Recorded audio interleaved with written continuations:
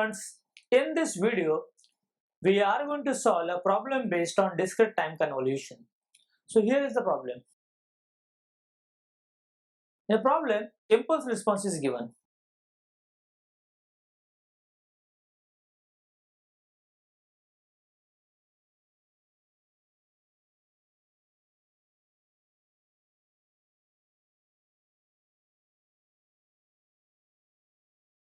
Which is h of n equals 1, 2, 3, and output response is given,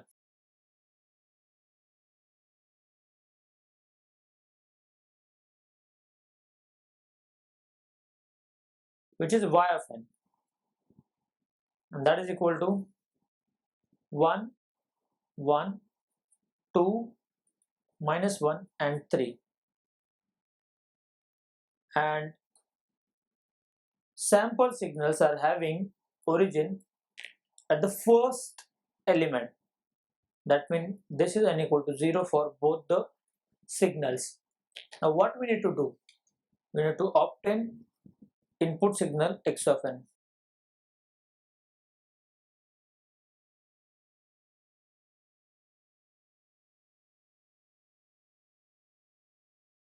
So this time there is a bit change in a problem. Normally what we have for any system,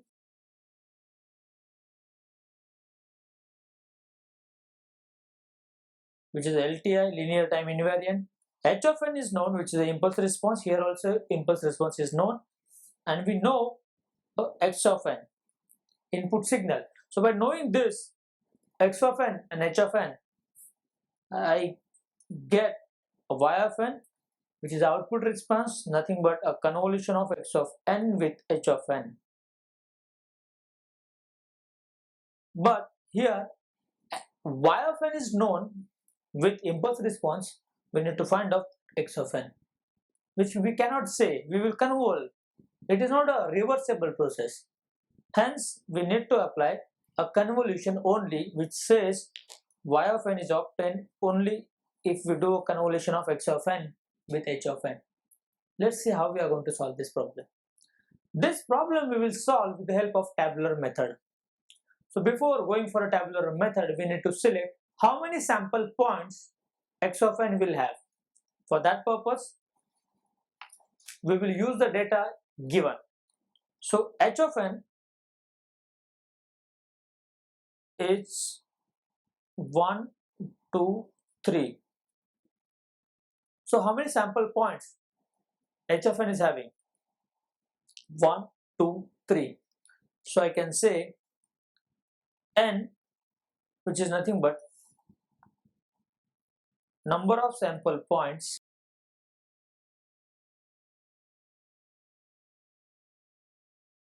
in h of n. So n over here is 3. Then let's consider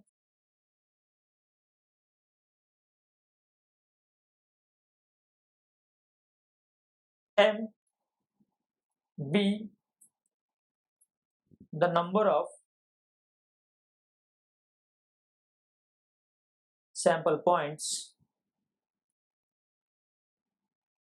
in x of n,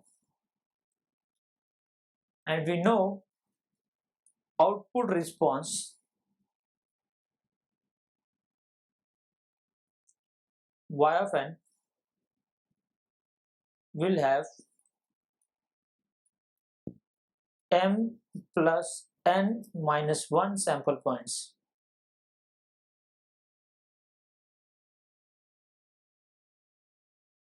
So in this case, we know y of n is given 1, 1, 2, minus 1, 3. So 1, 2, 3, 4, 5. So 5 sample points I have in the y of n. I can say now m plus n minus 1 equal to 5. So if I substitute value of n, which is 3. In the end, I will get m as 3. So it is clear that x of n will have 3 sample points.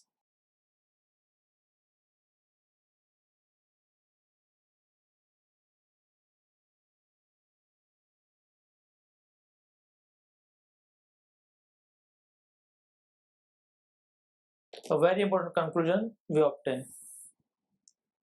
At the same time, since we are having both the origins at the first element itself, hence it is obvious that x of n will also have the origin at the first element.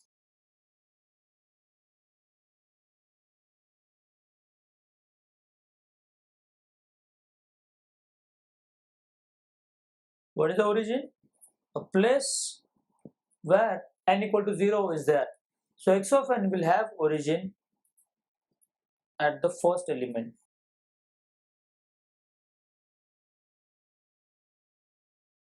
So now I can have x of n in most general form like this: x of 0, x of 1 and x of 2. So our job now is to get these 3 elements using tabular method.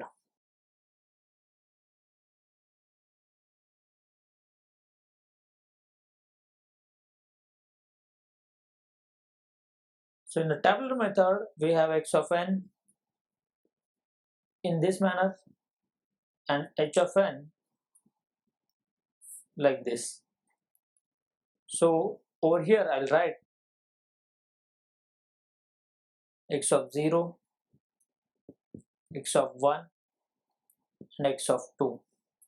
And over here values of h of n which are already mentioned. Here is the origin. So it's 1, 2, 3.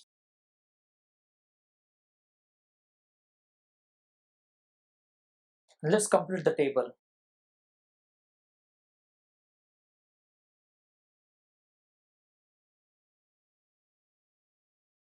Now 1, 2, 3 are the values. So let's multiply so that I will get over here x of 0, 2x of 0, 3x of 0. Next I'll get x of 1, 2x of 1, 3x of 1 and finally x of 2, 2x of 2, 3x of 2. And in diagonal form, if I divide this table, I will get 1, 2, 3, 4 and 5 elements where all these elements need to be added. So in the end, this is nothing but a convolution and I can say y of n equals x of 0, comma x of 1 plus 2x of 0, x of 2 plus 2 times x of 1 plus 3 times x of 0. Then we have 2 times x of 2 plus 3 times x of 1 and in the end 3 times x of 2. So this is the result I obtained from the tabular method, but y of n is directly given. Moreover, in tabular method, since the origin we have decided for h of n is over here and for x of 0 is over here, so these two are intersecting for this element which is a part of the first element of y of n.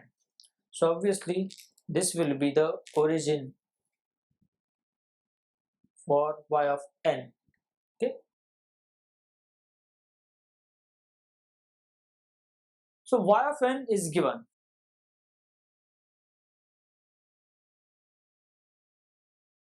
And that is equal to, so y of n is 1, 1, 2 minus 1, 3.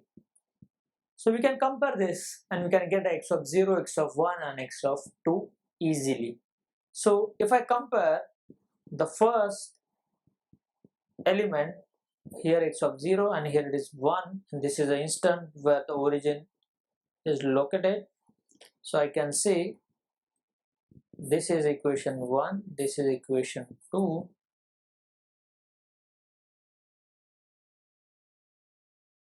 Comparing 1 and 2,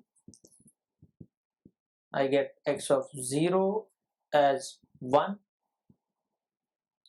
Then if I compare the second element, x of 1 plus 2 times x of 0 equal to 1, where x of 0 is 1. So just by substituting, I will get x of 1 as x of n plus 2 times 1 equal to 1. So x of 1 is nothing but minus 1. And in the end, if I compare the last element, I will get 3 times x of 2 equal to 3. Just cancelling out 3, I will get x of 2 equal to 1. So in the end, the x of n will be like this: 1 comma minus 1 comma 1, and the origin is the first element, and the plot will be like this.